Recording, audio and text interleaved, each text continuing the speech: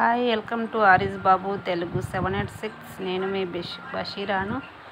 Hi దోస్తులు, నమస్తే. ఎలా ఉన్నారు? మంచిగా ఉన్నారా? అందరూ బాగుండాలి, అందులో మనం ఉండాలి. ఈరోజు అయితే నేను క్యాబేజ్ కూర చేశాను కట్టెల పొయ్యి మీద. టేస్ట్ అయితే చాలా బాగుంది. కట్టెల పొయ్యి మీద వంట చేస్తే వంటలు చాలా బాగుంటాయి, టేస్ట్ కూడా చాలా బాగుంటాయి. నేనైతే క్యాబేజ్ కూర ఇలా చేసుకున్నాను. రోటీలోకి కానీ రైస్లోకి కానీ టేస్ట్ అయితే చాలా బాగుంటుంది దోస్తులు. ఇలా ట్రై చేయండి.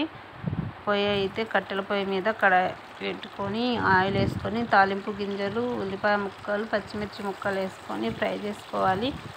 ఉల్లిపాయ ముక్కలు, పచ్చిమిర్చి ముక్కలు ఫ్రై అయిన తర్వాత కొంచెం అల్లం వెల్లిగడ్డ వేసుకోవాలి. నేను క్యాబేజ్ అయితే కట్ చేసి వాటర్లో వేసి పెట్టుకున్నాను.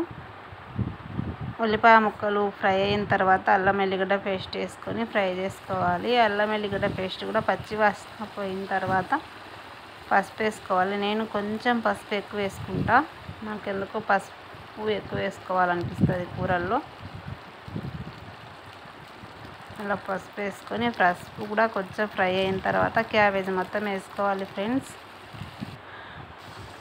ఈరోజు మీకు నేను ఏం చెప్పాలనుకున్నానంటే, నాకు ఒక తెలిసిన మనిషి ఒక మాట అన్నారు. నీకు అవసరం ఆ వీడియోలు, ఎవరు చూస్తారు నీ వీడియోలు అని అన్నారు. నాకు ఇష్టం అండి వీడియోస్ పెట్టుకోవడం, అందుకని నేను వీడియోస్ పెడుతున్నాను. ఇక ఇష్టం ఉన్న వాళ్ళు చూస్తారు, ఇష్టం లేని వాళ్ళు స్కిప్ చేస్తారు. ఇక వాళ్ళ ఇష్టం, మనం ఏం చేయలేము. నచ్చిన వాళ్ళే చూస్తారు. నాకు ఇష్టం కాబట్టి నేను పెడుతున్నాను, అర్థం చేసుకోండి ప్లీజ్. పసుపు కూడా వేగిన తర్వాత క్యాబేజ్ మొత్తం వేసుకొని ఇలా కలిపి కొంచెం సాల్ట్ కూడా వేసి ఇలా కలిపి మూత పెట్టి 2 నిమిషాలు ఉడికించుకోవాలి. కట్టెల పొయ్యి మీద కాబట్టి మంచిగా ఉడుకుతుంది. టేస్ట్ కూడా చాలా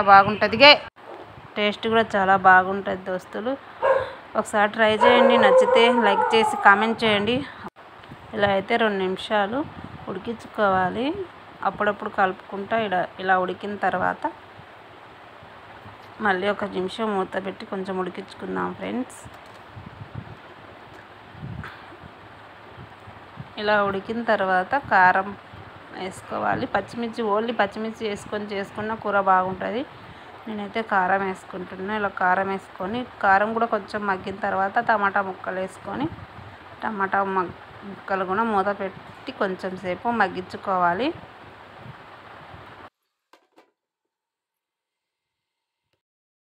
టమాటా ముక్కలు కూడా మగ్గిన తర్వాత చెంచాతోటి కొంచెం మెదుపుకోవాలి. టమాటా ముక్కలు తొందరగానే ఉడుకుతుంది ఫ్రెండ్స్. కట్టెల పొయ్యి మీద ఏదైనా వంట తొందరగానే అవుతుంది. ఒకసారి ట్రై చేయండి. కట్టెల పొయ్యి మీద చాలామంది చేస్తారు. నాకు చాలా ఇష్టం కట్టెల పొయ్యి మీద వంట చేయడం అంటే. ఇలా అయితే ఉడికించుకోవాలి. ఇలా ఉడికిన తర్వాత కొంచెం ధనియాల పొడి, కొత్తిమీర వేసుకుంటే కూర అయితే ఉడికినట్టే. టేస్ట్ కూడా చాలా బాగుంటుంది. రోటీలోకి రైస్లో కూడా చాలా బాగుంటుంది. ట్రై చేయండి ఫ్రెండ్స్. నచ్చితే ఈ వీడియో మీకు లైక్ చేసి కామెంట్ చేయండి. లాస్ట్ వరకు చూసినందుకు థ్యాంక్ యూ సో మచ్. శనగపప్పు క్యాబేజీ కూర కూడా చాలా బాగుంటుంది. శనగపప్పు వేస్తే చాలా బాగుంటుంది కూర. అది కూడా ట్రై చేయండి. నేను చేస్తాను ఇంకోసారి. థ్యాంక్ యూ సో మచ్ అందరికీ.